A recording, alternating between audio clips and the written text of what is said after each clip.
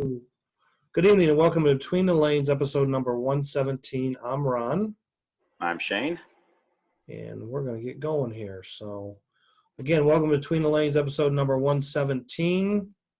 You can find us on YouTube. Slot Racer is the channel. We have 117 episodes up, some special episodes, and some how-to videos. Find us on Facebook. The page is Between the Lanes. And race results. We got some race results from this past weekend and some from the weekend before that we didn't have for last week's show. So we'll get everybody caught up. The winning report. The Yankee USRA was at Bristol 1010 Raceway up in Connecticut.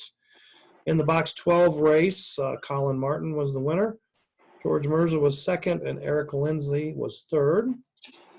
Pro Wire 12, Keith Keeler, Big Daddy, was the winner. Jimmy Stewart was second, and Rick Gage was third. Cobalt 12, Rick Gage was the winner. Keith Keeler second. Larry Connolly was third.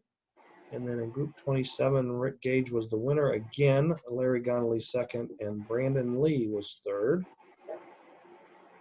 There was also wing car racing out at Buena Park Raceway in Buena Park, California. In the Phoenix class, James Grinstead was your winner.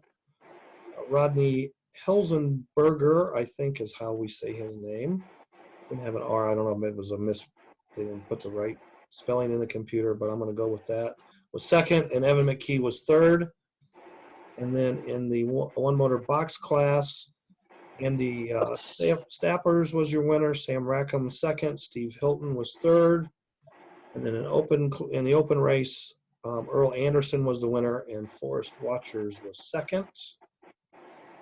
The Bula Bash, which was weekend before last, well, I guess it was last weekend, but we didn't have the results for Can-Am and F1. So in the Can-Am race, Dale Yamashita was the winner, Duran Trujillo was second, Sam Rackham was third, and in F1, Jerry Johnson was the winner with Bill Vanderzeel in second, and Brian Warmack in third. Mid-American Hardbody Series was at Chicagoland last weekend. Hobby Stock was on the King track. Brian Meharry was the winner. Rick Stegan was second. Bernard Powell was third. Super Stock was on the flat track, the Fiedler flat track. Mark Matei was the winner. Jim Kreider was second. Dave Goss was third. And Pony Stock on the King, Neil Eisler was first ahead of Mike Swiss, which they were both on the same lap. And Rick Stegan came home in third. AWRA was at the slot car track Concord in the oval race, stock car race that was held on the oval. Guy Spalding was the winner. Walker McNulty was second. Wayne Little was third. Legends was on the MTT track. No surprise, Walker won that. Wayne was second. Charles Eldridge was third. And Sportsman class was on the Cobra. Charles Eldridge pulled that win out. Guy Spalding was second, and Walker was third. The Ohio Oval Series was at Fast Tracks in Fremont, Ohio. In the IndyCar class, Dennis Murray was the winner. Elmo was second. Grant Sams was third. In the stock car class, Elmo was the winner. Denny was second. Grant Sams was third again. And then in dirt late model, Denny pulled off the win there. I think he just beat Kirby by a lap. Second, and John Humberger was third. I don't have any photos for the next couple of race reports. NorCal. That's a new one. Yeah. NorCal Scale Racing started their season off at Motown Raceway. In the NASCAR class, Chris Dre was the winner. Rocky Ramo was second. Jerry Wilson was third. In the trucks class, Chris Dre was the winner again. Rocky Ramo was second again, and Jeffrey Cohn was third. In LMP, Chris Dre was the winner again. Jason Hooper was second. Rocky Ramo was third. And then in Hawk GT, Chris Dre continued his sweep of the day by winning that with Fred Hood in second and Brian Booty Canuti in third. I'm going to start calling him Booty Canuti. And then the New England Retro Racing's group, they raced at Bristol 1010 last weekend and didn't have any report for last week's show. So in the coupe class, Keith Libby was the winner. Gary Clinton Jr. second. Vinny Cafazzo was third. Can-Am, Gary Clinton Jr. was the winner. Keith Libby was second, and Don Luongo was third. And then the FK Flexi Fiesta race was at Mid-America Naperville. And in DTM, this was the B main. Scott Morgan was the winner. Cato was second. Roger Schmidt was third. And then in the A main, I was the winner. Dave Smirka was second. Shane Parent was third. But overall, it was I was the winner. Dave was second, and Scott Morgan, who won the B, wound up finishing third overall lap total wise. And the top five was myself, Smirka, Scott Morgan, Cato, and then our own Shane Parent in fifth. LMP B main, Gary Gasport was the winner. Roger Schmidt was second, and Alex Junkos was third. A main was Cato was the winner. I was second, and Chuck Gambo was third. Top five was Cato, me, Chuck, Dave Smirka, and Scott Morgan. And we all came out of the A main. Yeah, in that one. Because Scott did a really good job in the B main, but we'll talk a little bit about that later, so, in DTM. And then Mike Kravitz back here for bombing the shot. I think he's looking at the stats on the computer. Yeah. So, winner, chicken dinner. Sunday.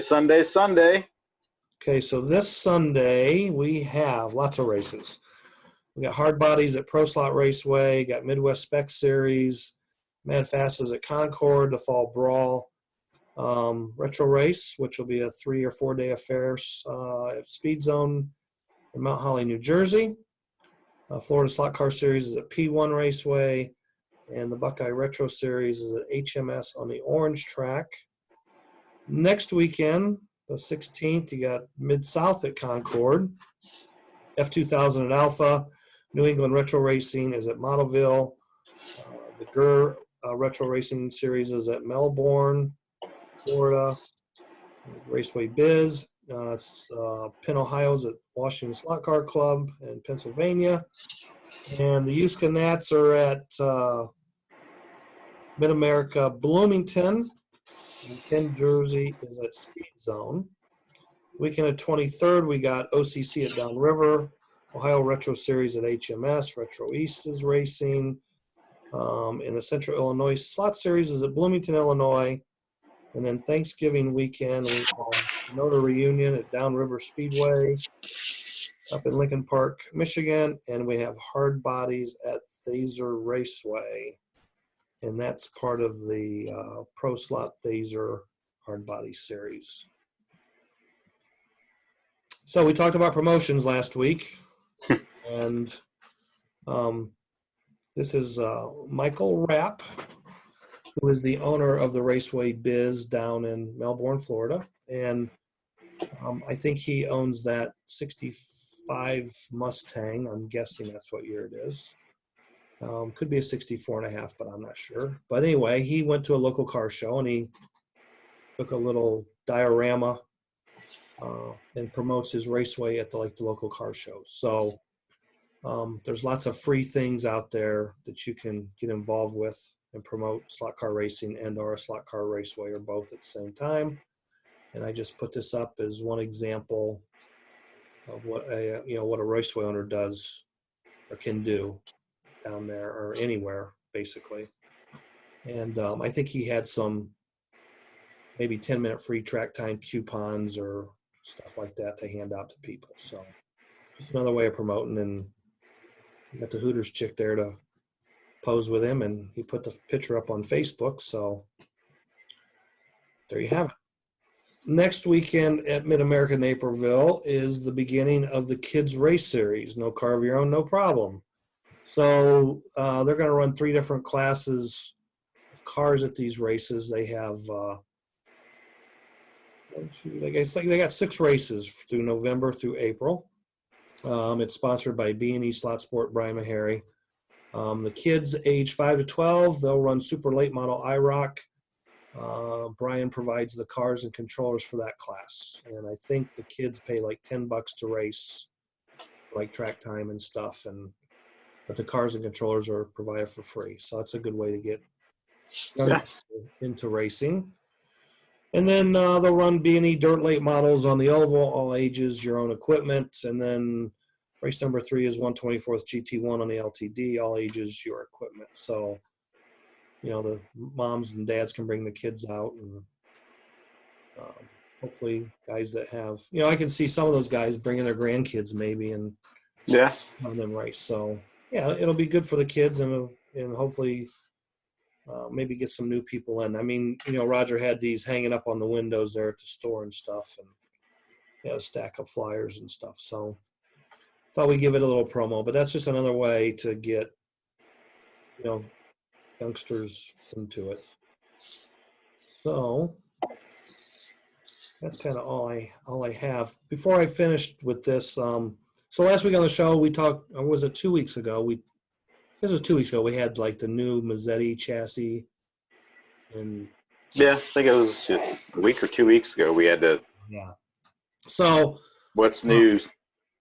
So when I said the striker center section had been updated with a little lightning hole behind the tongue, and I had said that the back uprights where the connecting tube goes through was widened out to take some of the side movement out. I was wrong.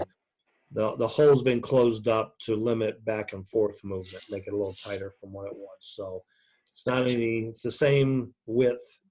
Same width, smaller hole. It's a smaller hole, correct. Keeping me straight on that. So Ernie also informed me that it's like 0.8 of a gram lighter with that lightning hole behind the tongue. So he got me all clarified on it. So there you go. So Shane and I ran at the FK Flexi Fiesta race at Mid-America. I was going to say, we raced at the Flexi Fiesta too, but that was last year. Yeah, hard to keep them. Yeah, I know. Flexi Fiesta, FK Flexi Fiesta, blah, blah, blah. So it was kind of, not only was it a race for me, it was kind of a test session too, because I don't know if you've seen it, but there's I think Mike Swiss at Chicagoland Raceway, he offers like a tumbled JK43 chassis. It just takes a chassis, puts it in a tumbler, knocks the burrs off of it, knocks the sharp edges off of it. So I had a couple done elsewhere, but there was no performance difference between a cleaner tumbled and non-tumbled. It's just just a tumbled one. There was no sharp edges on it. But other than performance, I had three non-tumbled and 2 tumbled, and you couldn't tell any difference between them. So, other than one's probably shiny and the other one's a little dull. Yeah, no, actually, they were kind of looked the same. No, but you can feel on the edges. There's like no sharp. Oh yeah. So, and then so that was something that was tested and tried, and again, no performance difference. Just you're getting rid of the sharp edge. And of course, I guess. Okay, so I'm going to leave to go to the race on Friday, and Thursday night you were there, and you raced, and like the race results were put up, and then Roger put up the fact that the top 3 finishers had the weighted guides on their car, the HP weighted guides. So I'm sitting there thinking, well, does it make a difference or not? So I didn't have any, but I'd asked Roger to hold me a couple for when I got up there, and he did, and so he didn't have many left. Yeah, so I ran my cars. Didn't they all had regular HP Pampa guides on them, and just some practice motors, and just shake the cars down, see if something doesn't work, but all the cars worked. And then I got to a point where okay, these are going to be the race cars. And then I started playing with the weighted guide, and I remember I asked you, I said, well, how much better was the weighted guide, or what did it give you? And you said it gave you like a 10th Yeah. the night before. So I'm like, okay. So I put it on my car, and I didn't really gain that much. I didn't even gain half a tenth. I really couldn't tell much difference between the weighted guide and the non-weighted guide. So I just left it on there because it was on there, and Yeah. it's like, okay, it runs a tick faster, but nothing. See, I didn't start with a Pampa. Okay. So Did you start with paper? We'll just say I had a competitor's guide. Okay. But you put the weighted guide on and went faster than you did with the competitor's guide. Correct. Okay. And was the competitor's guide weighted, or was it just regular? It was weighted. Okay. So, if you can read between the lines, we all know. Yeah, I stay neutral, y'all. I don't do politics. Right, I hear you. Yeah. So, I know in the DTM race, the top 3 cars had weighted guides, weighted HP guides. As a matter of fact, they were all Pampas. And then in LMP, Sure, you had one. I sure had Scott had they were one. on the same car. I just changed bodies, and Right. so I don't know if Cato had one or not. Cato had one. I had one, and Chuck Gambo, who was third, had just a regular non-weighted Pampa on his car. But the overall, Scott was third, wasn't he? No, LMP. No, got it. Sorry, jet lag. That's what I'll blame it on. Right. So yeah, and the overall in DTM, all the top 3 had weighted Pampa guides. Me, Dave, and Tom, and then I guess you had one in 4th. Fifth. And then Cato probably had one on his car then too. Yeah, because he may have ran the same car likewise. You know, I don't know. Right. Okay, so last week we talked about promotions, and I got a pretty lengthy email sent to me. Oh, hang on. Before we talk about promotions, for those going to Mad Fast and Mid-South race, Roger has sent me with, when I say a bag full, I mean a bag full of race prices. So those going to the Mad Fast race or thinking about going, I got stuff to give away. Mid-South, same thing. He was very generous and was like, will this fit in your bag? And I'm like, I hope it does. But I literally got, if I had to put a value on it, I would say he gave me at least anywhere from $200 to $300 worth of stuff to give away. Cool. So you better go to Mid-South and my Mad Fast race to collect. If you want some free goodies, I will have them. There you go. Okay, so we talked promotion and promotion, getting people into raceways, and the big 3 is get them in the door, get them to return, and then retain them as returning customers. And the gentleman who sent this in to me, we've discussed this many times over the years, and he sent me this email with like 21 different points. Some of them apply to new people or getting new people in.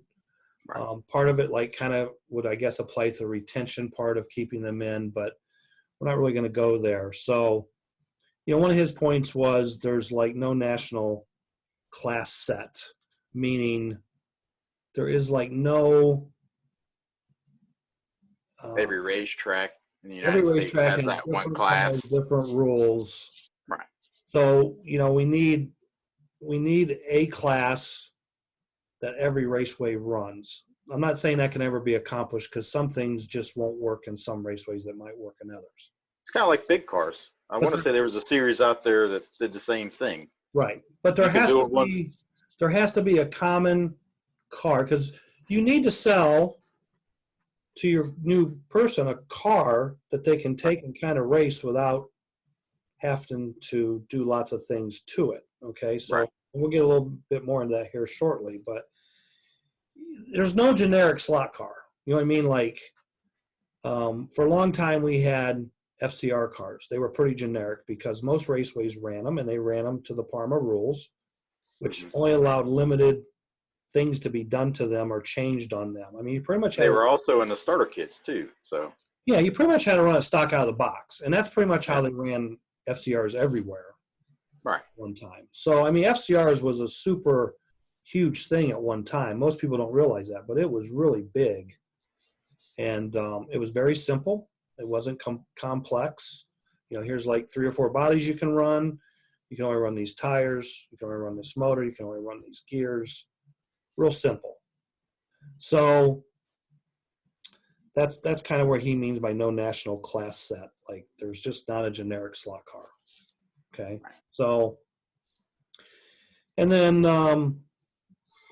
he says, you know, guy bellies up to the counter, wants to buy a race-ready slot car. The question should be, do you want the red one or the blue one? Instead, he gets, what class do you want to run? What chassis do you want? What pan do you want? What body do you want? What tires? What size hubs, gears, guide, flag, etc. It goes back to not having a generic car. Right. That can be run everywhere. Okay, so and he goes a little further in some of this stuff, but he's right. I mean, most raceways have too many classes to offer, and that can be a good thing and that can be a bad thing. But if you got 10 guys running 5 different classes, it might be better to have 20 guys running 2 classes. You know what I'm saying? Because it's simple and it's easy, and it's very difficult to get racing today nowadays compared to what it was in the past. And I'll go a little bit more into that here in a little bit too. But you know, you go in and you know, well, we race LMP and we race GTP and we race this and this and this. Okay, what's the difference? Well, it's this motor and this chassis with these tires and this body, and I mean, pretty soon you got like 40 different combinations. Right. And even if you have a raceway, or if I had a raceway, and I would recommend this to anybody, you need to have like just a spec class that is for new people only. Like you have to run this chassis with these tires, this motor, and this body.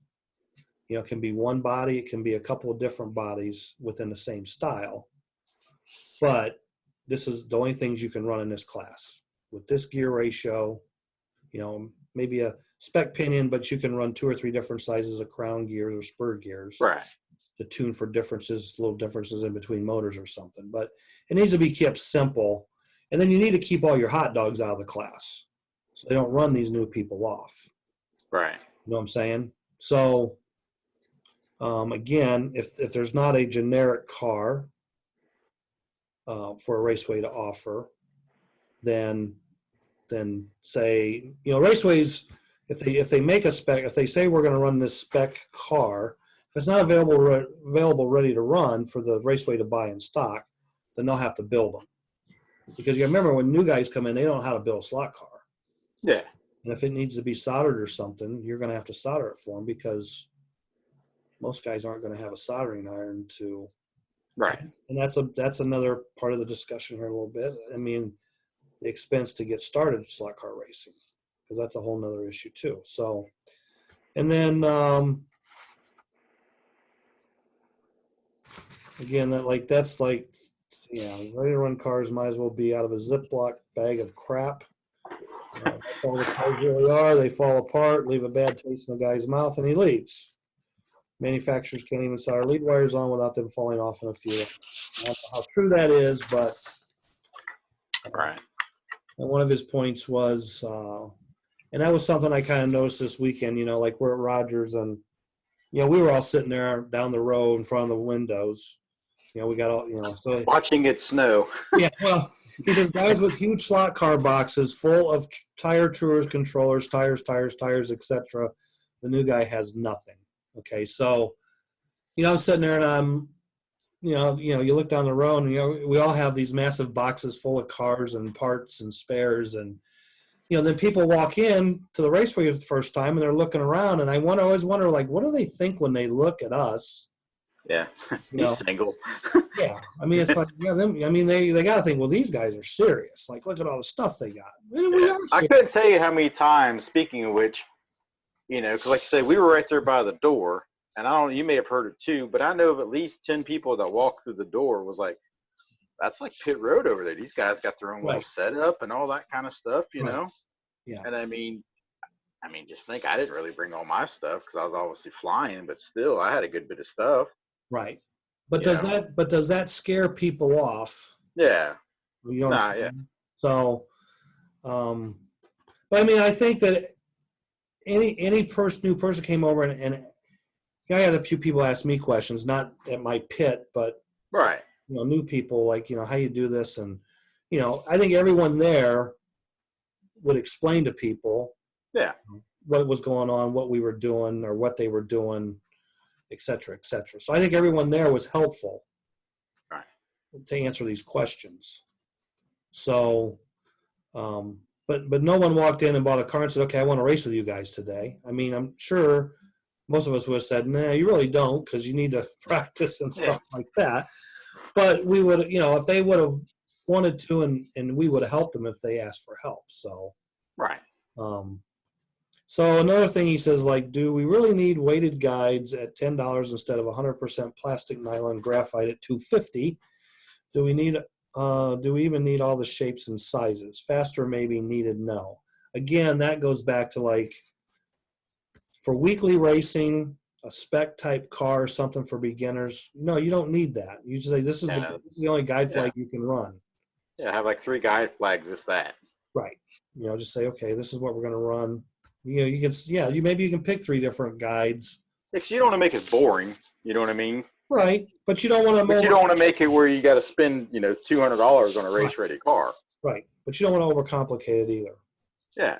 And Say, another thing he said was, like, racers love to club baby seals. Well, I don't know that experienced racers love to beat up on the new guys, or the baby seals, as some people call them. But again, the raceway shouldn't really allow that to happen. They need to keep new people I'd like to think out of racing with everyone new people. there, everyone helped. I mean, I Right. helped some people. You helped some people. Right. Yeah, I think at one point we both looked at one another. Everything good, Right. So I mean, So, and then he said no handicap rules, which means, yeah, a lot of most raceways don't do handicap racing or I think breakout. I was gonna say, I think the new handicap is breakout racing. Yeah, I think that's become the new norm. Yeah, because I haven't. It's been, But yeah, again, that's up to raceways to do that, to keep right. people interested and closer together. You know what I'm saying? I mean, that's up to the raceway owners, and some raceway owners do it, some raceway owners don't. See, we went to a track one time, and that's all they did was breakout racing. Right. That's all the racing they did, you know. And then we had a Mid South Series race there one time. Okay, Right. raced. Some of the guys got it, some of the guys didn't. But I remember, like, out in the parking lot, there's a group of guys that swore up and down I was cheating. There's no way you can get a car to go that fast, blah, blah, blah, blah. And I tried to explain to them, y'all do breakout racing, every week. Y'all get the car set up to do a consistent lap every time. I do racing. Right. I make the car as fast as I can get it, no matter what the time is. I want to go faster, Right. And I was like, if it's that big of a deal, here's my car. Look at it. It's like, I don't have to put up money to protest me. If y'all really are having this big of a debate over it, here. Right. They looked at it, did everything else. I watched them. They asked questions. I told them and everything. And then when it was all said and done, it boiled down to I had more experience. Right.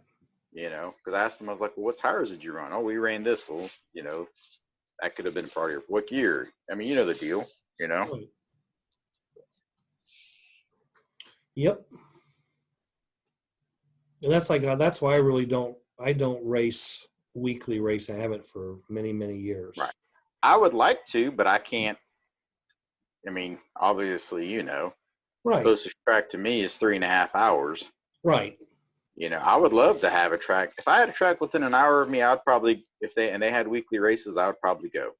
Right. But there hasn't been a track down here since late 90s. Right. So then another subject that came up on Slot Car Race Talk was would starter sets get new racers involved in slot car racing? And I kind of chuckled when I read that post. Like I'm like, no, starter sets isn't what brings people into raceways. First of all, you got to get people into raceways. Right. So the problem with, okay, so once you get them into the raceway and you get them interested, as a raceway owner, you're kind of licensed to sell them whatever you want to sell them, per se. Right. Because they don't know any different unless they've actually went and did some research online, which I don't think they did that before they walked in the door of a slot car track. Right. They probably just walked in, seen it, and was like, ooh, I want one of these. I think a lot of people go to a slot car track, maybe rent some time, and they're thinking about buying a car, buying parts, or whatever.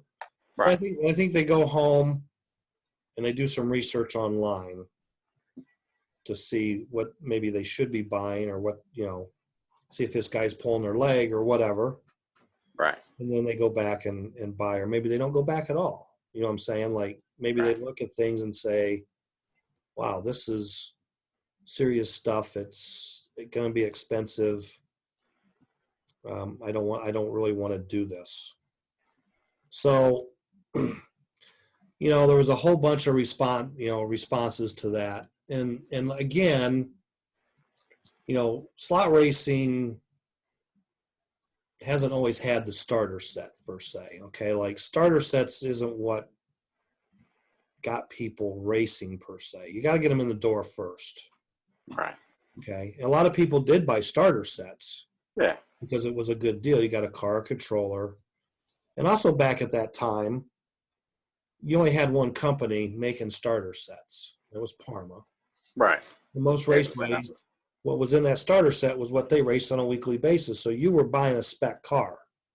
Right. See what I'm saying? You weren't going in and buying this chassis and that motor. They're like, this is what we sell and this is what we race.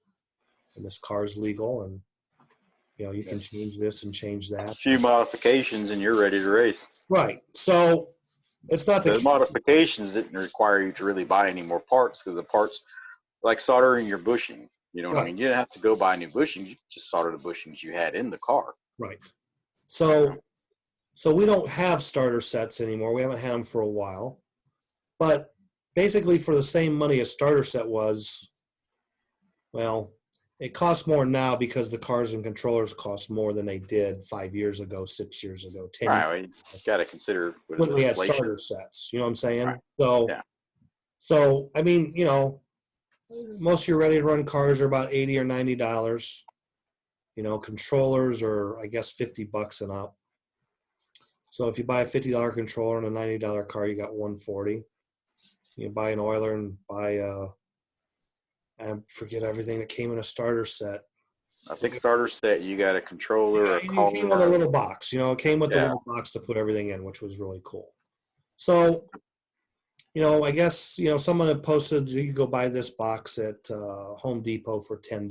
So you go to the slot car track and you spend $160. You're going to get a car, controller, and you're going to get an oiler, and then you got to go spend $10 to get the little box to carry it in. The last I knew, starter sets sold for about $129 5, 6, 7 years ago. Right. Like, so with inflation and stuff, the prices, because everybody's like, well, we need a $30 slot car. Well, those days are way over. I mean, you came and buy a chassis. you came and buy a made in China plastic slot car for $30. Right. Okay, so I always go back to when I started racing. When I started racing, it was really simple. I went to the raceway. In the showcase, they had Womps, they had controllers, and then they had Parma slider plumbing based chassis cars that were brass wire cars that were soldered together. And then we ran what we called Pro Class, which was kind of run what you brung. And it was Group 7, but a lot of the guys that ran in that class ran stuff they had from the 60s or 70s. They just put air control bodies on them. Right. Or some guys would buy like, for example, Trinity made a ready to run Group 27 car at that time. We sold a couple of those. They sold for a couple $100. But I mean, they were state of the art cars at that time.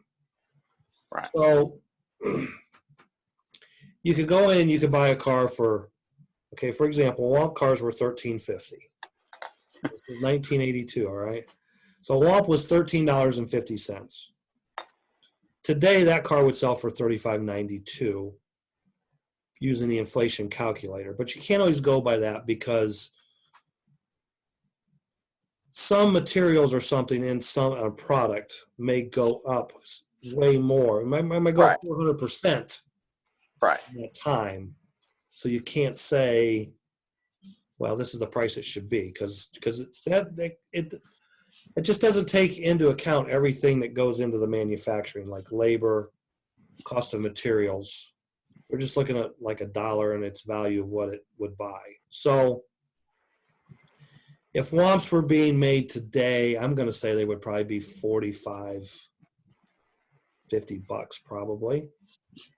I don't know how much a Womp is. Well, you can't buy a ready to run Womp, so You have to buy them and put them together. you can't even get the chassis.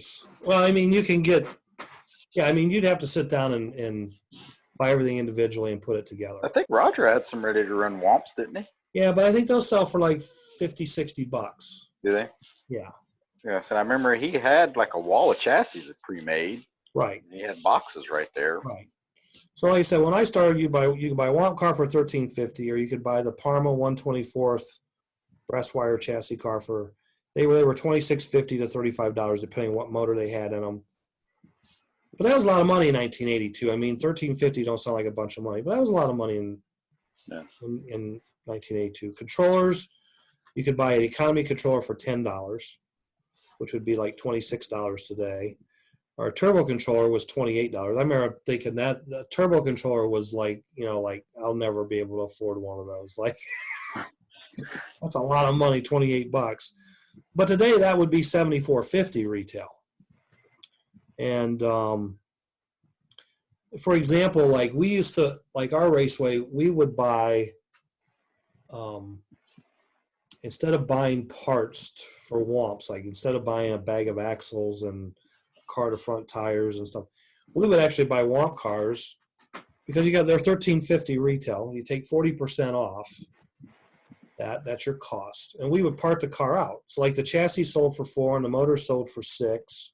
So if you sold a chassis motor, you got $10 back. If you sold a pair of tires for $4 or $3, I think there were $3. You had the retail price of the car back. Right. But then you made all your extra money on the axles and the gears, the body, because the painted bodies were like $4 back then. Right. You put that stuff on the wall and sell it. So we we would buy cars and take them apart for the parts, and then resell the parts and make more money that way than we did selling a whole ready to run car. Right. But after a while, you get way too many bodies, but then Parma sold Womp kit. It was like $1 cheaper than the ready to run car, but didn't have a body in it. So you could get your parts that way without having an overstock of bodies. Bodies. Yeah. So, yeah, there was a lot of little different things that you could do as a raceway to make more money. But so then, most people probably don't know this, but I mean, Parma had Womp starter sets in 1984 that sold for $32.25. But today it'd be $79. The Flexi starter set came out in 1985. It sold for $42 retail. That would be like $100 today, using the inflation calculator. But you can't make ready to run Flexi cars and retail them for $50. Right. Nowadays, just because of the cost of everything that goes in them. Plus your I mean, you figure your chassis is 40. well, Bushings are $3. yeah. I mean, if you go in today and you build you buy all the parts. So you buy a Mazzetti chassis and you buy all the other parts to put on. Let's say you're gonna do a motor or a car with a retro Hawk, Retro Hawk 7 motor. It sells for $13. you're Right. going to have like, by the time you, okay, so a roller alone is $90. And then you gotta add $13 for the motor. And That's then 103. you have to buy a pinion and a gear. And then Yeah. you gotta buy a clear body and paint it, or buy a painted body and put on it. So like, I mean, you got roughly 125 to 140 bucks. By the Yeah. time you buy all the stuff off the wall to put a car together. So a ready to run car for 90 bucks is the better way to go for new people, for sure. Right. Yeah. And the raceway will have less money tied up in inventory. And that's the thing, if a raceway picks a particular ready to run to use as their spec car, they'll have less replacement parts, less inventory for parts for that car. If you see, if you understand what I'm saying, like, Right. you open a raceway tomorrow and you say, okay, we're going to use JK21 ready to run cars only. That's all we're going to race here. Okay, well, you only have stock, one type of replacement chassis. Yep. One type of replacement guide. JK tires. Yeah. Or you can use another brand of tire. I mean, all the tires are pretty price competitive. Right. There's not a big difference. And I mean, what happens if you say, like we have to run JK tires, but then you can't get any for a week or two because Yeah, that's true. middle of the season and distributors out of stock. So, I mean, you put a price limit on tires, but and you can also, and you're going to say we're only going to run one type of tire. We're not going to let big hub, small hub, wonder, treated. This is the type of tire we run: untreated, natural, on a 500 hub. Every tire guy makes that, so you shouldn't have a problem. Right. But when you get into the whole different tire deal and everything, it just makes it more and that's okay for experienced guys. Right. But that's not good for new guys. And new guys, once they get hooked and they want to get more serious and they want to race what the other guys are racing, then they have to learn that stuff. But you're not going to get a lot of people in. And when it comes to tires, you never stop learning. Never stop learning. Yeah, because it's and like, again, this weekend was the perfect example of, handout tires work. Okay, because we all got everybody raced two classes, so everybody got 4 pair of tires. right. So all the tires were the same. Yeah, I had 4 pair I had mine and Terry's tires. Right. His 4 pair durometer 10, my 4 pair durometer 8. So we had a little choice there. So we ran the softer ones in DTM and a little bit harder ones on the LMP cars. Right. But it wasn't like, like it was an untreated natural tire. And everybody was running the same tire. And there wasn't no more than 2 points difference between everybody else's tires. You know what I'm saying? Like, Right. And we had a great race. We had super close racing through the field. And that same thing can work on a weekly basis. Now, if that race had been a regular race where we take all of our tires, again, you got to have 2 pair of 5 or 10 different hub rubber combinations. Right. Find the fastest tire. Yeah. For you that day. So, that's 10 pair of tires you got to buy. I mean, that's 150 bucks, 120 to 150 bucks, depending on what brand of tires you buy, before you even get to the track. Like, so it makes it easier because you know what you got. And the same with the body. You run a spec body, you know what, right. Right. So it was just a very simple weekend. And like, if we can do as experienced racers, if we can do that, then and they want to hold races for us to do that under those rules, I have no problem with that. But you should be doing the same thing for the guys walking in off the street. Right. It's like, here, this is what we run for a chassis. Got to run this body or this style body, these 2 choices, only these tires. Make it simple. It has to be simple. And like, let's go back to when I started racing. It was so simple. I bought a Womp car for $13.50. The guy, it was Jet Guide, was the only guide at that time. Now that's the difference too. I mean, there was only certain things available at that time. Now we have more alternatives, more options, Right. but it was simple. You bought a $1,350 car, and if you need a replacement motor, it was $5. Money really has nothing to do with it, but you can only run that one motor. You Right. can only run these Parma Twin K made tires. That was the only tire allowed in the class. It was just very simple. We could run any body we wanted. I mean, we had a class. We get 20 to 40 guys on Monday nights racing Wumps, and you had Camaros and you had Lancias and Dodge Magnum bodies and Gremlins and Pintos and but again, we were so naive and we didn't know that bodies really made that big a difference. Right. We just kind of went up and you picked a body style you liked.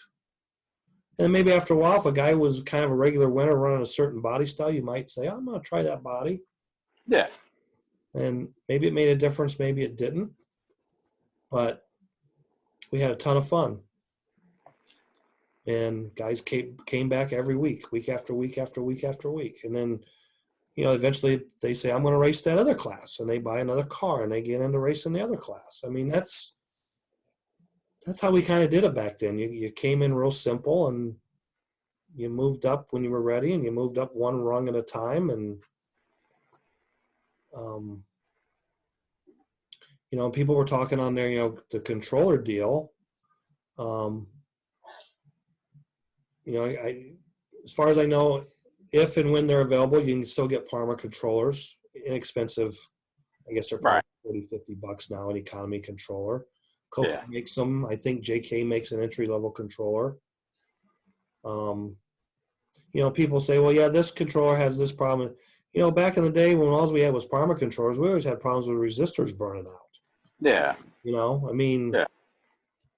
That was just, if you wanted a better controller, you jumped up $28 and bought a turbo.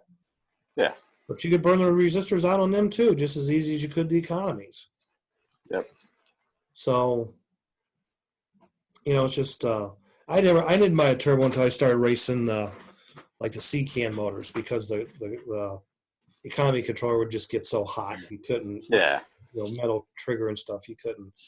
So the turbo had the heat sink frame and it had the nylon trigger. So it's like, yeah, I got to get one of those. And again, I went in and I spent $2,350 between a controller and a car, and went to Grandpa's house and found an old tackle box or something that he wasn't using. And okay, there's my box. And within a few weeks, I got it full of spare parts, motors, tires, and tools, and everything else. And another thing too, like when guys have to build their own chassis, or build their own cars, I should say, most of your race chassis require the motor to be soldered in. So a new guy almost has to have a soldering iron to work on his car at home. Right. Soldering irons are, I don't know, $40-$50 and up. So you got to have one of those before you can put all your parts together. So you have to make it simple to get new people, or to get new people that come in your door. If you get them hooked to buy a car, you got to have it simple for them. Overly simple. And that's really not happening. Because I said, all of our race chassis, you got to solder the motors in. Not a problem for you and I, because we're experienced. We've done that for a zillion years. Yeah. But, like I said, back in the day of Wumps, we screwed the motors in. Yeah. Let her rip. So, just some more thoughts. Just needs to be simpler for new people. And, it's kind of on both the manufacturers and the raceways, but there is as many alternatives as there is out there. There's plenty of alternatives for simple, ready to run cars for new people. Right. And that's what needs to be sold. And those newbies have to be kept away from the experienced racers when it comes to racing. because they need to learn on their own. Like when I started racing, there hadn't been a track in town for probably 20 years. Well, not 20, Right. but 10 to 15 years. So we were all learning together. Right. But if a guy walked in 6 months later, he was behind the curve because we were already that far. Yeah. Yeah. I had 6 months experience on them. Right. And that's what raceways have to remember. And I know that some raceways have been open a long time. You've got a group of experienced people. Yeah. When he comes in, there's really no place to put him. But those people, if you want to keep them people involved, you got to work with them. Like you got to Yeah. babysit them and work with them and encourage them and help them get fast, serve both driving and car wise to run with the other guys. But if you're opening a new raceway and there hasn't been slot cars in the area for a long time, keep it as simple as you can for as long as you can. Right. Because eventually there will be a spread between this group and these new guys. And Right. as the raceway gets older, you have less Yeah. guys walking in that you did at the beginning. Right. Because your experienced guys, 10, 20, 30 guys that are experienced racing together over here, they all kind of started together when you opened up. And even some of them drop out. Yeah, and some of those will drop out Yeah. over time. Right. Yep. So it's tough. It's never been easy. Even when it was simple, it's never been easy. It's always from the day that I started slot car racing. I mean, it didn't take long to realize how do you get new people in your door. Like I said, we handed out 5,000 flyers or 3,000 or 5,000 flyers. And got 3 people to come in off of it. Right. And both raceways were in good traffic areas. But after a while, it's hard to get people walking in the door. I'm still saying if it was simple, everyone would be doing it. Right. Exactly. Right. And and then there's the argument, well, parents buy their kids $400 Xboxes, but they won't buy them a $100 slot car. Right. Well, like I've always said, the $400 Xbox doesn't need $10 pair of tires every week. Well, if you think about it too, nowadays, like whenever I was growing up racing slot cars, it was nothing for my parents whenever I was 12, 13, 14 years old to drop me off at the hobby shop and leave me. Right. Nowadays, parents don't do that with their kids. No. So, yeah, the $400 they spend on the gaming system keeps them home. Right. Where they have an eye on them. Right. You don't have to drive them anywhere. Yeah. Where back then, I would walk to the hobby shop. Right. Or I would get dropped off, and it was just like they knew I was there, no problem. Nowadays, you know what I mean? It's not like that. Right. Yeah, I mean, it's not the 60s anymore. Or the 70s or the 80s, But people will make comments and say things, and it's like it's not that way anymore. It's totally different. Yeah. I mean, everyone knows that's not the same world 10 years ago. Right. Yeah. Right. I mean, I wouldn't. All you got to do is watch the news to see that. Right. I mean, I wouldn't have a problem dropping my kid off at a slot car track if I knew I could trust. Right. The owner. The owner's going to keep an eye on him. Right. Like drop him off on race night or something. Yeah. Maybe a couple of racers I knew because I went in and talked to them while my kid was racing there and kind of knew, all right, they'll keep an eye on them. Right. Because like I had racers that would drop me off because my parents had went up there and got to know them and all that. Sure. I would call them, hey, such and such, wants me to race another class. He's paying for it because they just want me to race. Right. So he's going to take me home. So instead of coming and getting me at 9, I'm going to ride home with him. All right, cool, no problem. Well, hang on, he wants to talk to you. They'd get on the phone. Yeah, Shane's with me, blah, blah, blah, blah. I'm going to drop him off. All right, cool. Done. It sounds like, too, they talked about, like, the high cost of controllers. Well, raceway owners raceway owners have options just like new people do.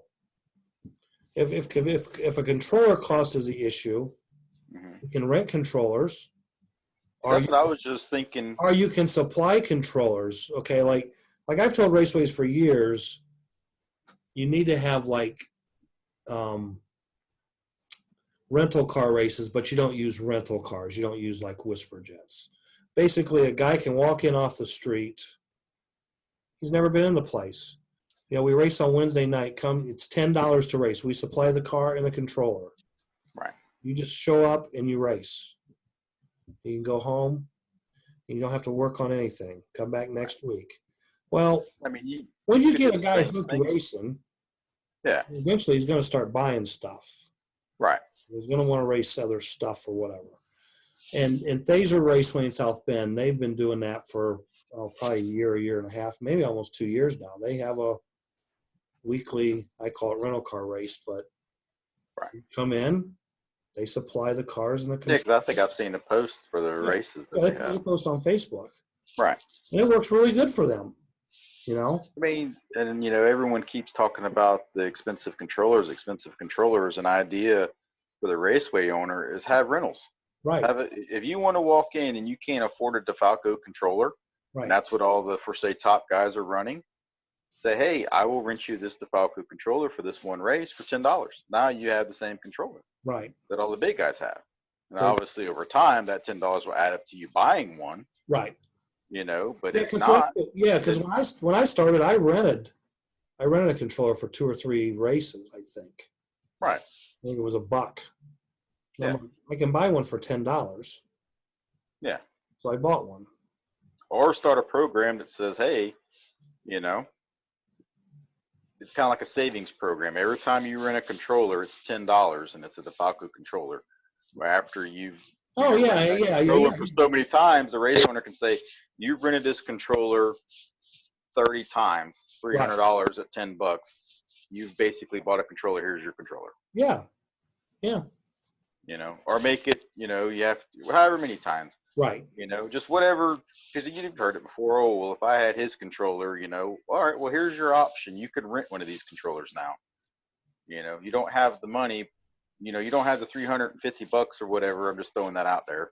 Right. To buy one, but yet you can rent one every race and be just as competitive for $10 to rent it. Right. And if controllers are really the issue, the track owner can always just put 8 controllers out there and everybody's got to use them every race. Right. And that ends the argument if I had your controller. Right. It ends the argument of, well, he's got a $300 controller. I only have a $50 controller. Right. I mean, that's just like this weekend. Do I think the controllers that were used to do better than me is what won the race? No. Well, again, that was something I was going to test because I ran my old Third Eye controller.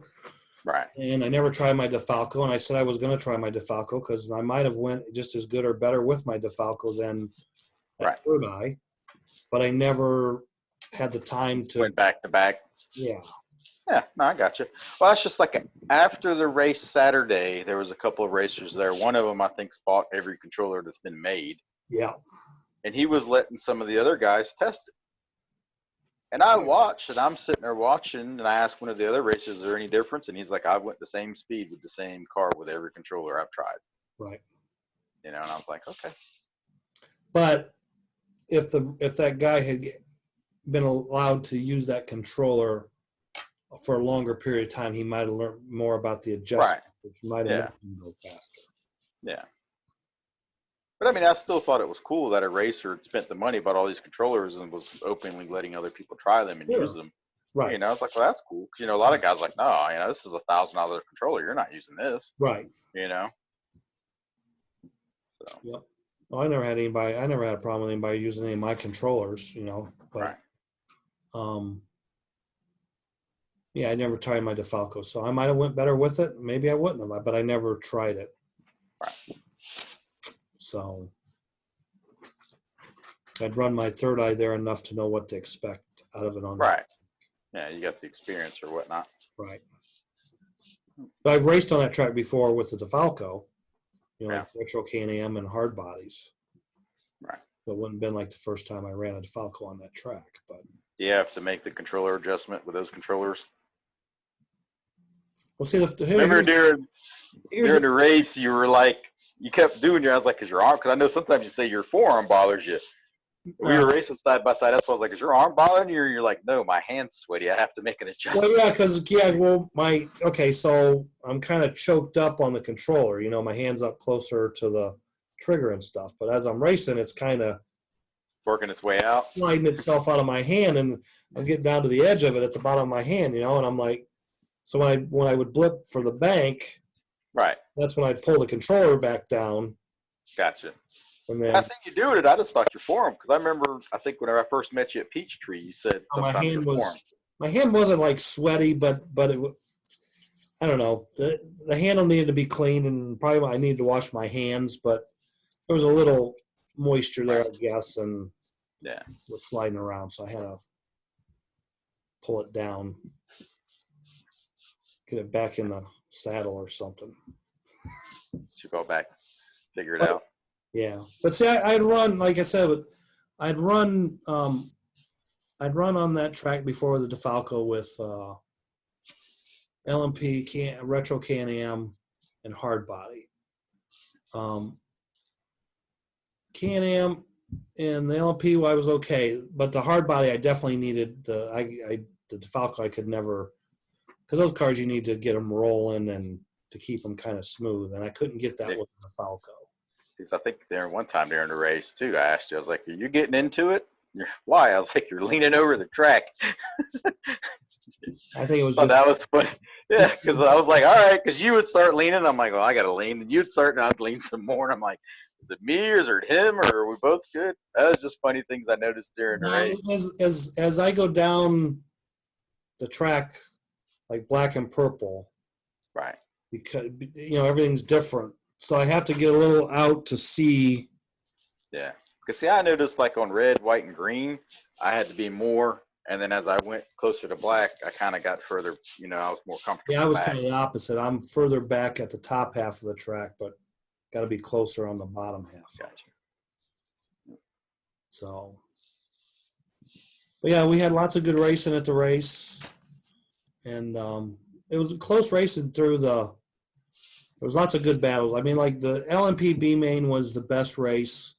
You had 6 guys that was within 2 laps for the first 6 heats. Right. It was like anybody's race. And then Gary Gasport kind of got out front and kind of pulled away. Mike Kravitz had some difficulty on red and lost a lot of laps on red. And he went down because he led the first probably 6 heats. And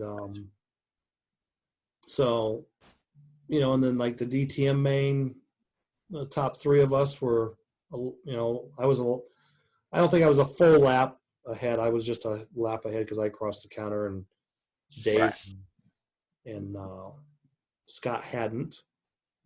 And then Cato was, I think, a couple laps. Well, he would have been maybe 4 laps behind them, and then you were 4 laps, I think, behind him. But during the races were really tight. But then as the races kind of went towards the end, then it kind of. But I mean, the top 3 in both races was only separated by 2 laps. Well, a lap in DTM and 2 laps in LMP. So, and then the rest of the field kind of. And as far as qualifying, looking at the times, it wasn't like someone had a motor advantage. No. All the motors seemed pretty fair. It was all about who got around the track best. Yeah, because I mean that's just like during the LMP race. After I had my problems, fixed the car. I mean, you were running. And it's just like like you said one time, I was running you down. You were like, I was gonna let you go. I was nah. I think I came off anyway. Yeah, you did. So I was just like. Yep. So. But yeah, I think everybody had a good time, and again, like I said, handout tires worked and handout motors work and bodies work fine. And yeah, it was really, again, if that would have been a regular race, everybody would have definitely took more than 2 motors or bought more than 2 motors for the race. Right. They bought way more than 4 pair of tires, and they would have bought way more than just 4 bodies. To have different styles to test. I'd have probably got there more than a day earlier. I'd have probably been there Wednesday instead of Thursday. Right. Yep.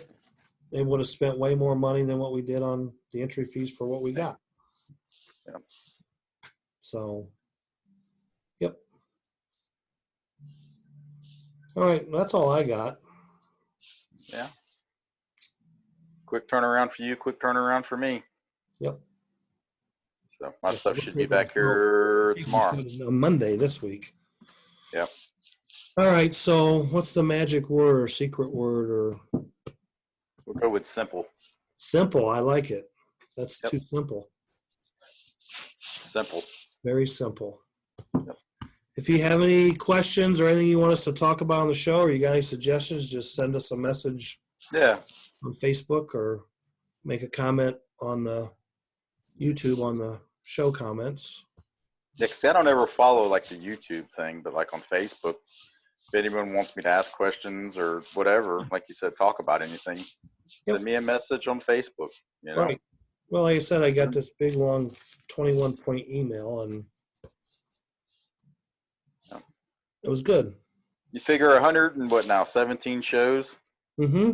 Even we have problems sometimes talking about things, or figuring out what do we talk about. Yeah, because I think Brian Ambrose had made a comment to you about the show not being what, I don't know, something. I think it was more about we weren't really being as technical, talking about like, Right. setup tips and tire tips and this, that, and everything else. Right. And that's when I made the comment. I wasn't trying to be rude. It was just like, No. dude, sometimes we struggle to find something to talk about. Right. What do you want to know about? We'll figure something out. Tell us what you want to know about. We'll tell you what we know. Yeah. So all right. It may be right, it may be wrong, whatever. Be what we think. Oh, so before we go, because you asked me Saturday night. Saturday night. I don't remember what I asked you Saturday. The overall championship. Oh, yeah. Okay. Well, I mean, we already know you won. Yeah, I won. So, any guess on who was second? Was it me? Nope. No. Who would it have been? Dave Smirka. I forgot Dave was there. Because Dave had a 12th and a 10th at the Palooza. Right. Yeah, second and third, where you had a 5th and a 4th at Palooza, but you had a 5th and a 14th this weekend. So the 14th is probably what was the spread? Well, basically, it was 1 point. Oh, so if I did one position better in the L&P, we'd have been tied. You'd been tied, right? If you did 2, yeah, you definitely would have been second. So I guess I was third overall. No, you were third overall. Third. Yep. And Terry was 4th overall, 10 points behind you. Next, Terry had a rough weekend. And Scott Morgan was 5th overall. That's cool. So Smirka, no more help the next race. Figure it out, bud. That was his race to win. All right, till next week. If you're going racing, have fun, be safe, good luck. Remember, Mad Fast this weekend. I got stuff to give away. And maybe if you do good, we'll be talking about you next week on the show. Me? No. Or whoever, yeah. Races and wins, and we talk about it. Yeah. Okay. Well, until next week, adios. Keep it in the slot. Yep. Next week will be episode number 118. And again, simple is the word. See ya.